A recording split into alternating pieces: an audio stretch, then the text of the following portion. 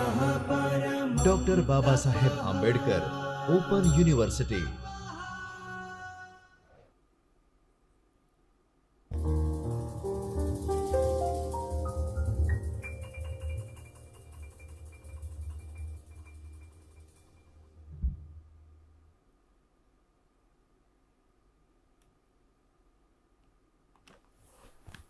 नमस्कार विद्यार्थी मित्रों, मैं doctor Akhilesh Kumar Upadhyay doctor Baba Saheb Ambedkar open university department journalism and mass communication से आप सभी विद्यार्थी मित्रों का हार्दिक स्वागत एवं अभिनंदन करता हूँ। विद्यार्थी मित्रों, आज का जो सत्र होगा ओरिजिन्स ऑफ कम्युनिकेशंस का जो पहला पार्ट था, उसके दूसरे भाग में हम आपसे चर्चा करेंगे कि कम्युनिकेशन की जो उत्पत्ति है और जो उसके सिद्धांत हैं और जो उसके प्रारूप हैं, किस तरीके से विकसित होते हैं। मनुष्य जो है केव एज से निकल करके और आज डिजिटल एज तक पहुंच गया और क्या क्या उसकी बारीकियां रही हैं और कैसे जो अपने डेवलपमेंट एक तरीके से कहें डार्विन के सिद्धांत का जो प्रिंसिपल है उसको किस तरीके से अपने जीवन में यथार्थ किया है। इस बृहद विषय पे हम चर्चा आपसे करेंगे। Understanding media and mass communications के इस पे फर्स्ट यूनिट में यानी प्रथम भाग के दूसरे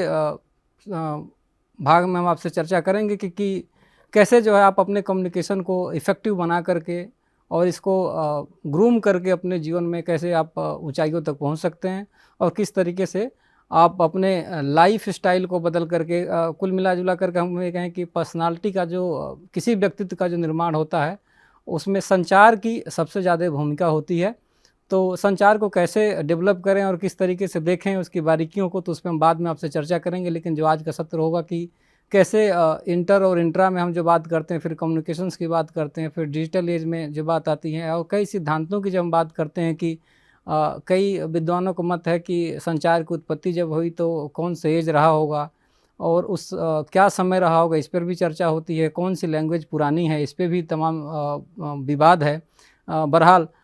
इस पर हम बातचीत करेंगे और देखेंगे। तो विद्यार्थी मित्रों, चलते हैं अपने सत्र की तरफ।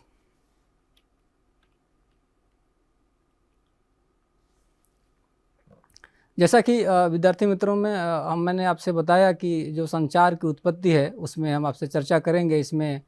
हमने आपसे बताया कि किस तरीके से लैंग्वेज का जो ट्रेसेस हुआ, किस तरीके से मॉडर्न सोसाइटी में जो इवोल्यूशन हुआ है कम्युनिकेशंस का, उसके बाद किस तरीके से आदमी व्यक्तिगत संचार कैसे बढ़ता है, कैसे खुद का व्यक्तित्व का निर्माण होता है और कैसे खुद अपने आप को देखता है,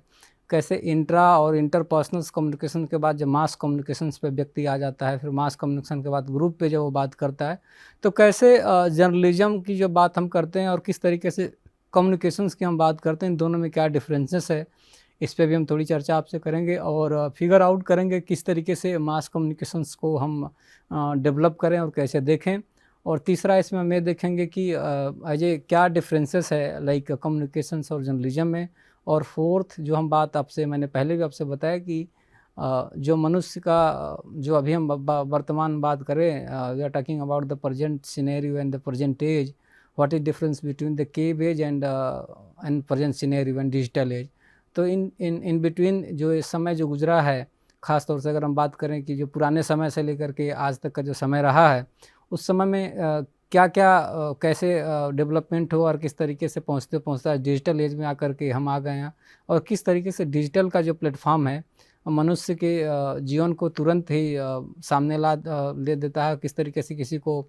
एक तरीके से फेमस कर देता है, कैसे कोई चीज़ें आ जाती हैं। तो कैसे कम्युनिकेशन इफेक्टिव हुआ है तब से लेकर के आज तक।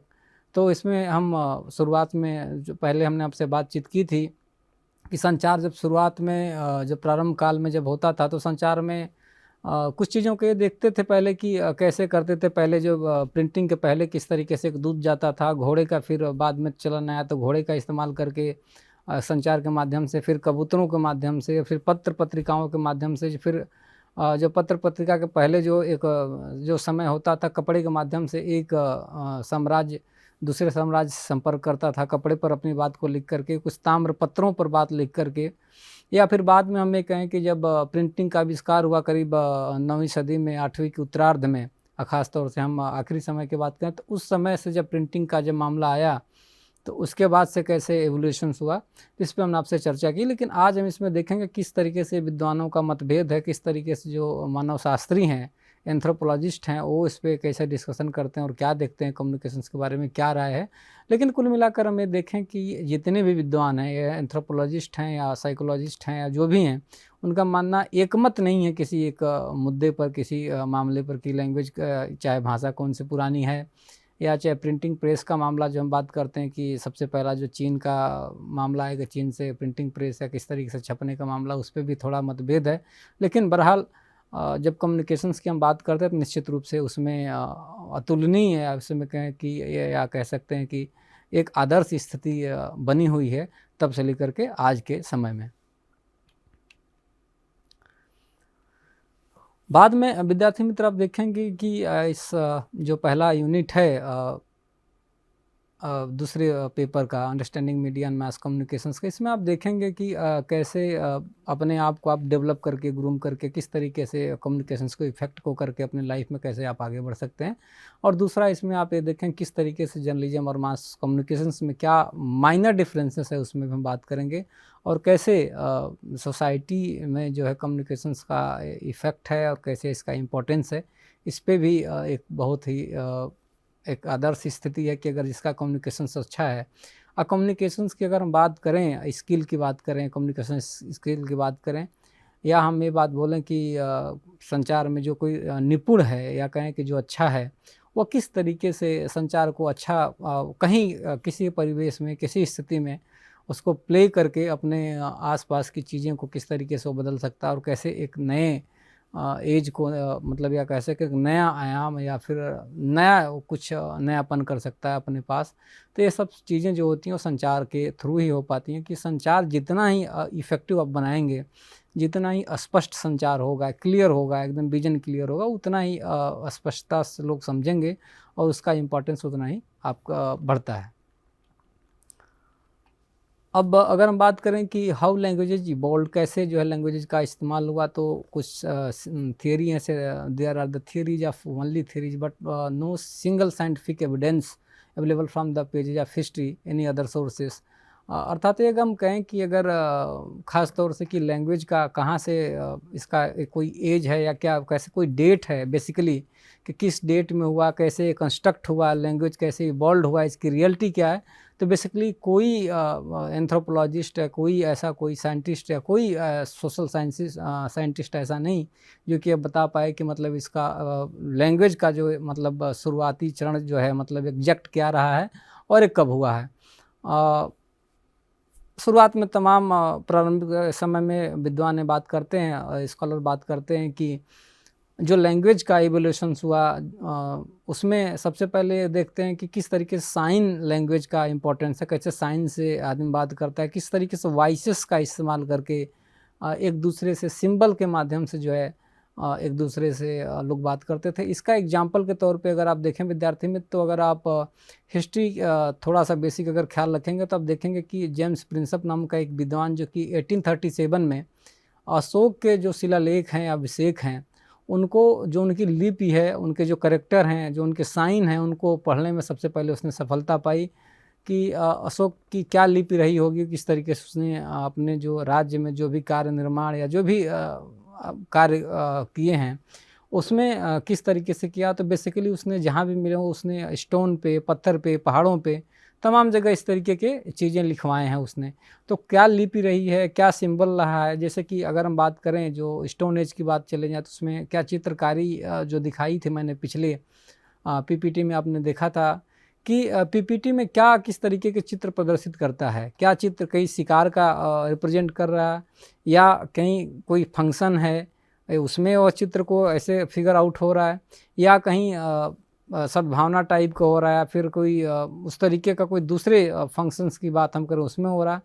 तो चित्र खास तौर से स्पष्ट करता है कि बिना बोले हुए चित्र सब कुछ कह जाता है।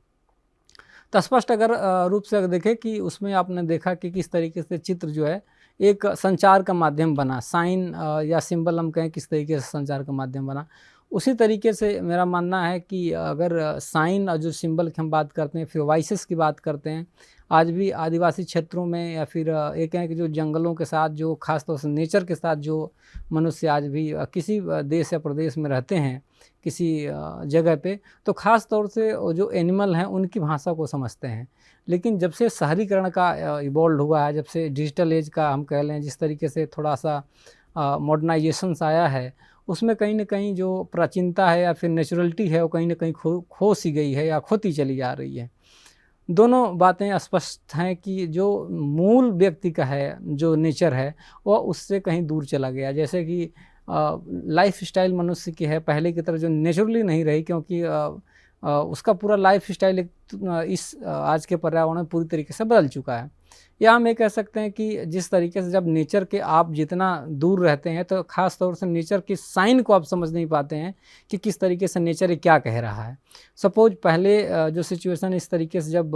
चीज़ें इतना एवोल्यूशन चीज़ों का नहीं हुआ था, साइंस का नहीं हुआ था, तो ज़ाहिर-सी बात है मनुष्य काफ़ी चीज़ें नेचर से सीखता था, नेचर को देखता था और टाइम अपने नेचर के हिसाब से सेट करता था। लेकिन जो डिपेंडेंसी है मनुष्य की आज ख़ास तौर से नेचर से हट करके डिजिटल एज और फिर डिजिटल प्लेटफ़ॉर्म पर आकर के सब कुछ एक मशीनीकृत हो गया है। तो मशीनीकृत में हो जाने से निश्चित रूप से यह होता है कि आपकी जो डिपेंडेंसी है नेचर के साथ अब एक अलग हो जाते हैं। अलग होने से नेचर के लैंग्वेज को, नेचर के साइन को बेसिकली आप समझ नहीं पाते हैं। तो निश्चित रूप से यह होता है कि जब उसको आप देखते हैं तो लैंग्वेज के हिसाब से अगर हम बात करें कि लैंग्वेज हम जब करते हैं तो लैंग्वेज एक साइन होता है, एक तरीके से बात जब हम करते हैं कि लैंग्वेज में हम किसी से कम्युनिकेट करते हैं, तो आपकी जो लैंग्वेज है कितनी इफ़ेक्टिव है, कैसे उस लैंग्वेज को आप समझ पा रहे हैं, कैसे आप उसको देख पा रहे हैं, ये हम देखते हैं। दूसरा, अगर हम बात करते हैं कि साइन और जब हम सिंबल की बात करते हैं कि जो साइन और सिंबल हमारा है,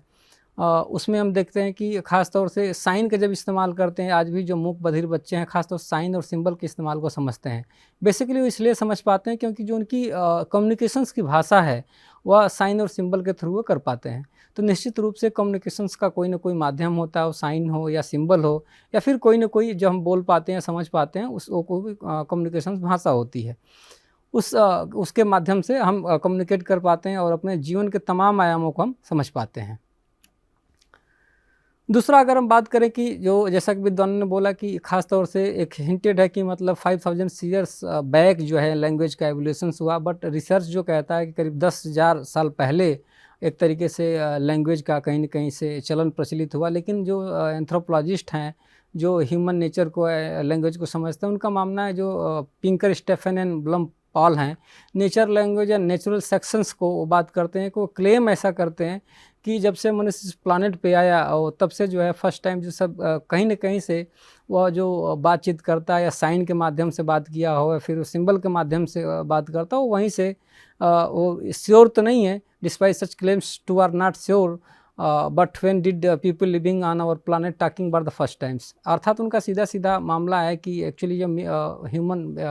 होमो sapiens actually first times on this earth, then they are talking about something else. Like जब से वो बातचीत करना शुरू किया या जब से वो बात किया, तब से जो है कम्युनिकेशन का एक जो पहला चरण जो होता है, फर्स्ट स्टेप्स, वहीं से शुरुआत इसकी होती है।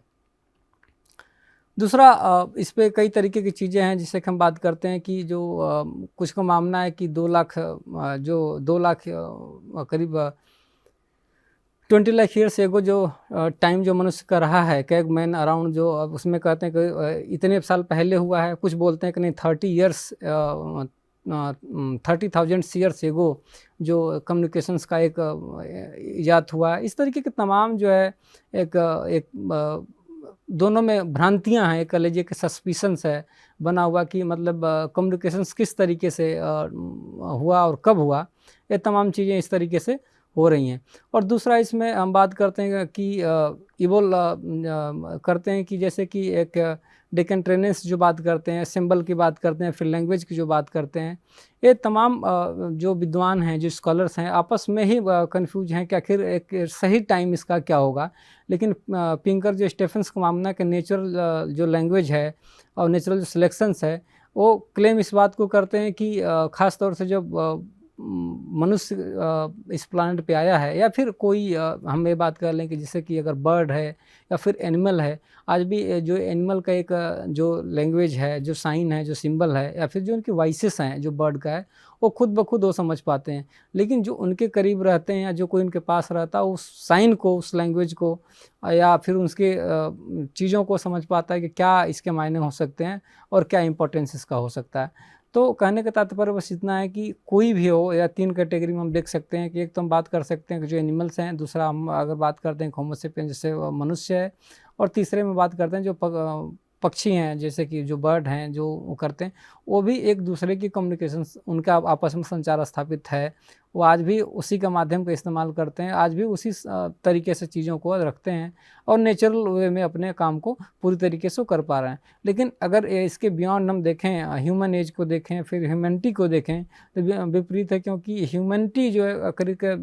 डेवलपमेंट जब से आया, फिर जो साइंस का जो डेवलपमेंट आया है, अकॉर्डिंग साइंस के बाद जो है मनुष्य जो है काफ़ी चीज़ें बदल गई हैं। उसमें ख़ास तौर से वो इस बात को देखता है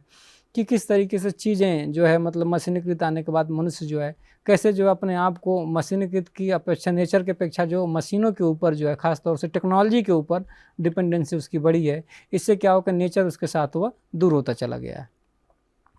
अगर हम बात करें, अगर हम इस क्वेश्चंस को ढूंढने का कोशिश करें कि जो लैंग्वेज की अगर हम बात करते हैं इसका इवॉल्व कब हुआ, तो यहाँ पे क्लियर इसका यहाँ पे विद्वानों ने बोला कि through the there is no clear indications but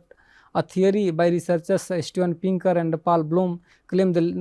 that language is born out the combinations of sound of movement to communicate। इनका मामला है कि जो कम्युनिकेशंस की जो भाषा है, एक तरीके से जो लैंग्वेज है, उसका ख़ास तौर से जो साउंड का जो मोमेंट है और उसके मोमेंटम के द्वारा जो है कम्युनिकेशंस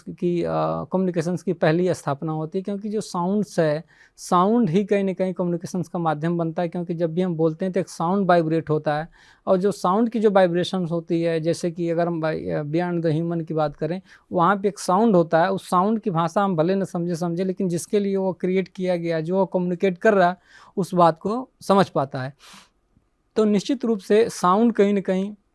एक माध्यम बनता है, उस माध्यम के थ्रू जो सारी चीज़ें एक होती हैं। जैसे कि अगर हम बात करें कि there theories that series a calls of gestures evolve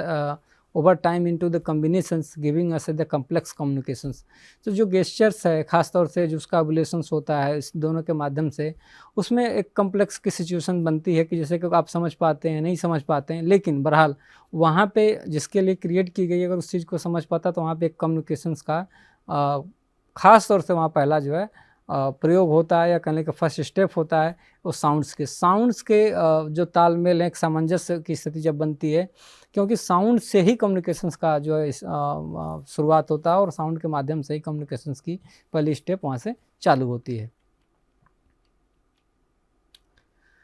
एक और दूसरे प्रिंसिपल्स की अगर बात करें कि अनदर प्रिंसिपल्स जो बात करते हैं कि नाम चमोस्की हैं, वो ख़ास तौर से, और उनके जो इवोल्यूशनरी बायोलॉजिस्ट हैं Stephen J cloud चमोस्की,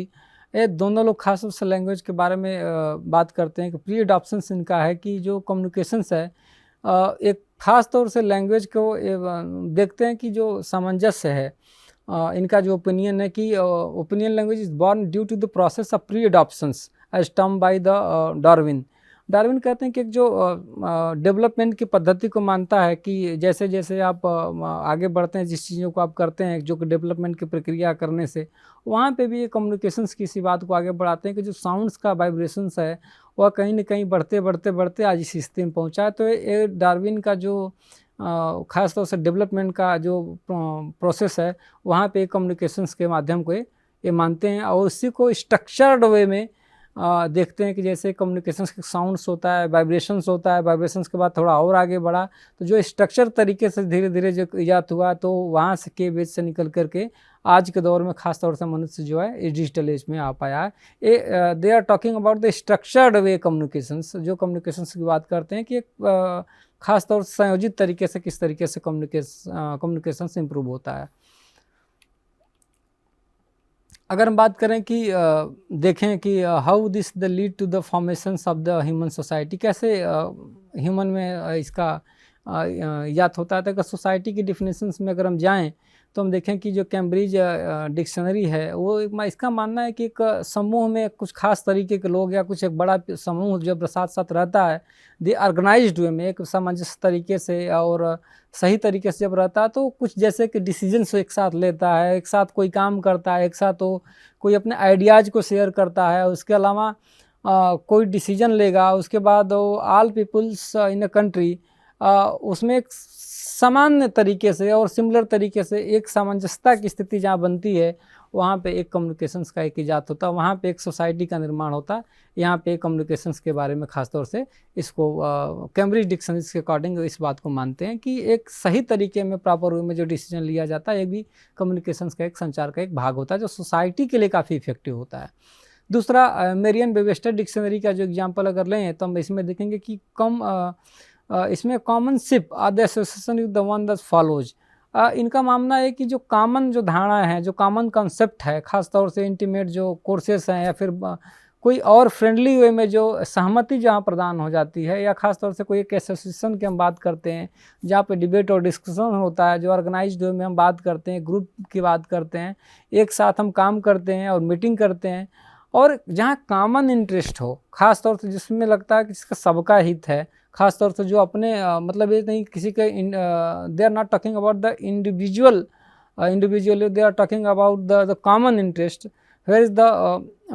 like established or belief or professions. जहाँ पे आपका विश्वास और प्रोफेशंस जो इजाद होता है, वहाँ पे कम्युनिकेशंस का इजाद होता है। तो यहाँ पे एक सोसाइटी के लिए कम्युनिकेशंस की बात करते हैं, किस तरीके से सोसाइटी में एक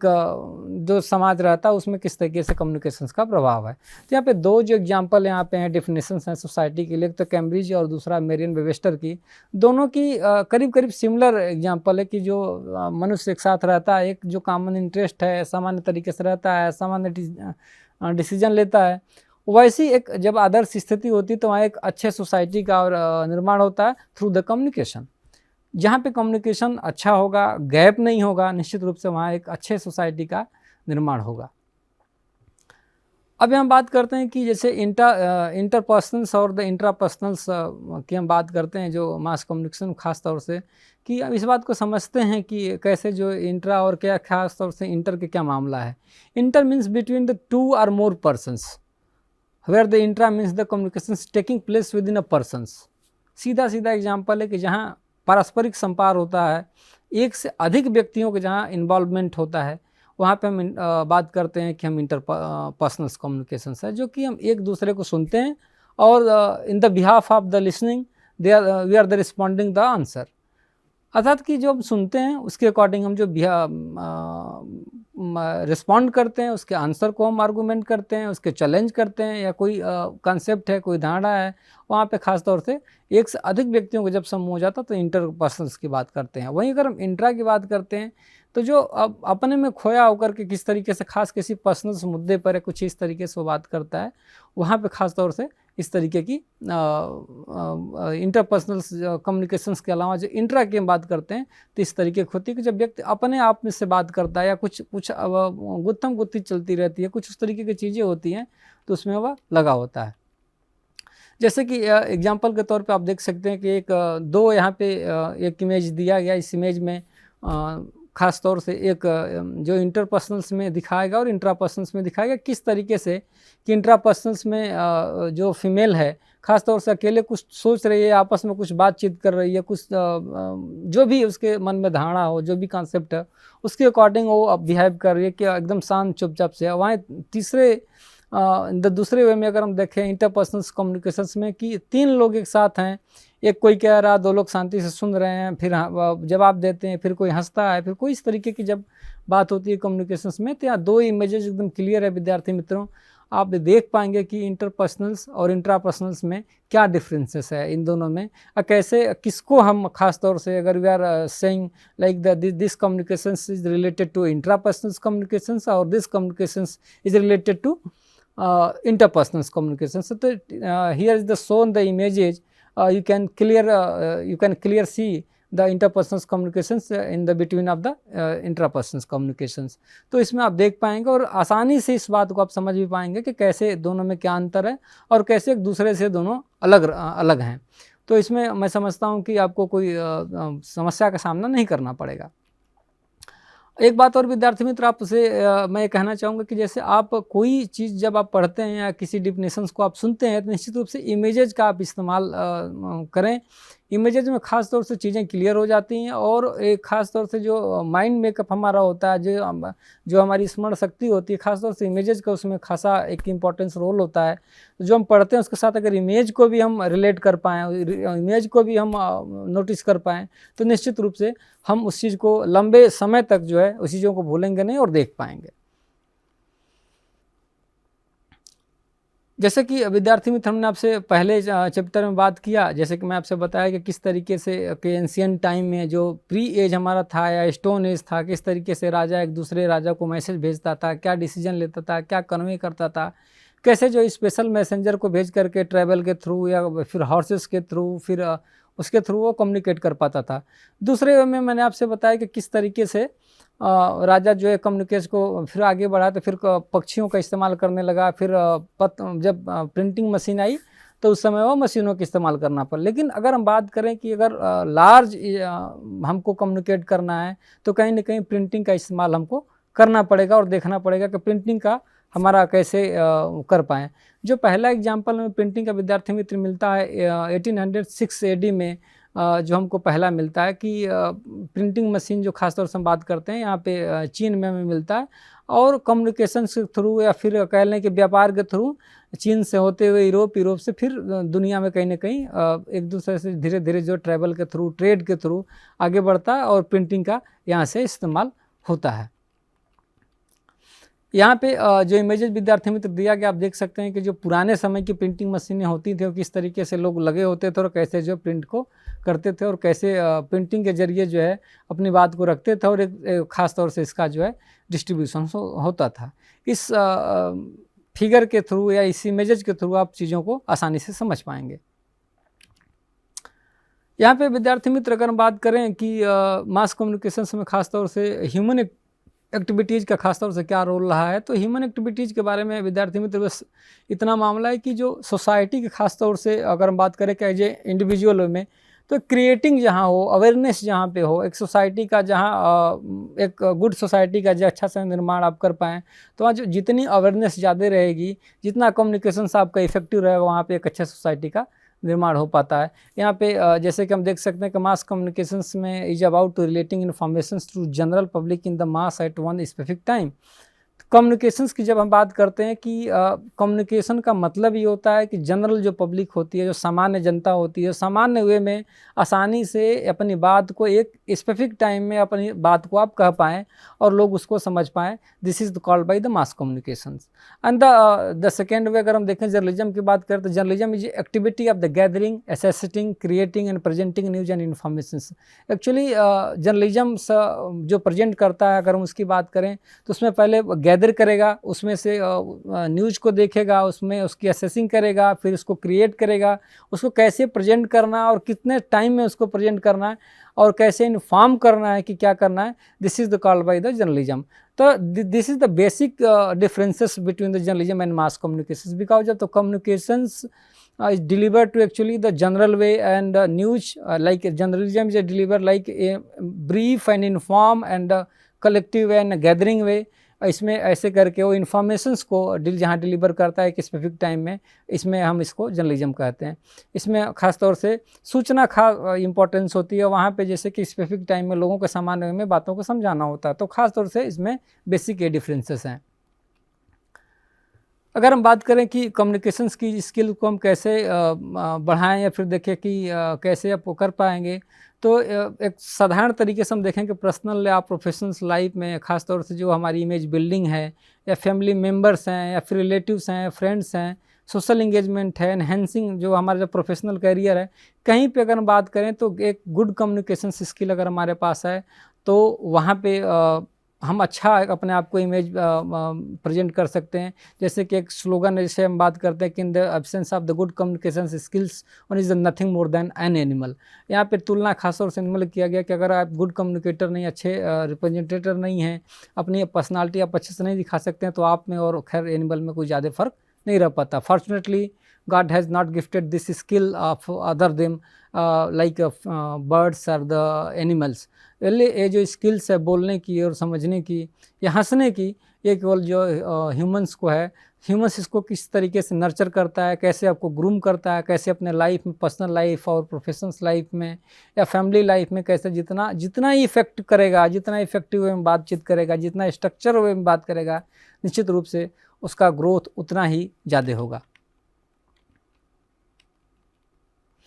ये इमेजेज आप देख सकते हैं, जैसे कि पिछले बार भी मैंने इमेजेज आपको दिखाया था, इस बार भी मैं दिखा रहा हूँ किस तरीके से केव जो पेंटिंग्स है, दो तरीके के पेंटिंग्स है। एक तो केव पेंटिंग है जो वहाँ पे कुछ चित्र देखे गए हैं और बनाए गए, उस इमेज को समझना है और समझने के बाद उस पर अपनी जो इमेज बनाने के क्या हो सकता है आप इस पर सोच सकते हैं। दूसरे वे में आप देखते हैं कि दूसरा जो इमेज है उसके बाद का इमेजेज है, ऐसा प्रतीत होता है कोई फंक्शंस है या फिर कोई समारोह ऐसा टाइप में जहाँ लोग इकट्ठे होकर के एक दूसरे से ग्रीट कर रहे हैं या एक दूसरे से मिल रहे हैं, इस तरीके की इमेजेज हैं। तो निश्चित रूप से बिना कुछ कहे है इमेजेज बहुत कुछ कह जाती हैं, तो निश्चित रूप से आप इमेजेज को भी एक बार अवलोकन करें, उसको आप देखें। तो विद्यार्थी मित्र, जो मैंने आपसे बताया कि ख़ास तौर से जो भी प्रश्न जो भी केव कम्युनिकेशन से लेकर के आज डिजिटल एज में जो भी कम्युनिकेशंस की बारीकियां रही हैं, लाइक डिफिनेशंस से लेकर के सोसाइटी के इन्वॉल्वमेंट से, उसके इस्तेमाल से, ख़ास तौर से किस तरीके से प्रिंटिंग का इस्तेमाल होता है और कैसे आगे बढ़ता है, फिर चीन से होते हुए फिर जो ईरान इराक ट्रेड रूट जो होता है उसके आगे बढ़कर के यूरोप तक आगे बढ़ता है, प्रिंटिंग के आने के बाद किस तरीके से कम्युनिकेशंस आगे बढ़ता है, फिर अभी तक जो डिजिटल एज में पहुंचा है। तो इन बारीकियों को हमने बात कही। और एक बात जो मैंने आपसे विद्यार्थी मित्र आपसे आखिरी में बताई कि